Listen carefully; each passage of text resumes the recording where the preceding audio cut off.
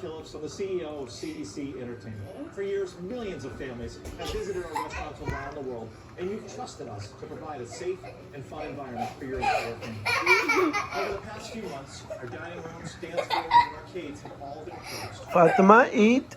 Fatima. Our guests enjoy the Fatima, experience eat your food. carry-out and delivery options, Good job. games, videos, and activities.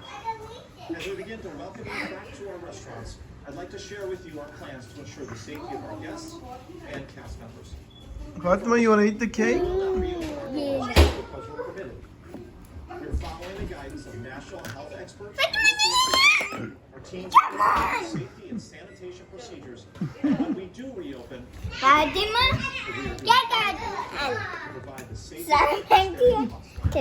Now, things may be a little different at Chuck E. Cheese when we reopen again.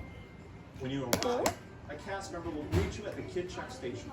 And during phase Need one, a at spoon, a minimum, a fork we'll be for taking you. the following steps. And this. Temperature checks will be required for all cast members. Good job, and Papa. guests. Ah. Face masks will be for all cast members, and we'll be highly encouraging all of our guests to wear them as well. Each guest will be required to use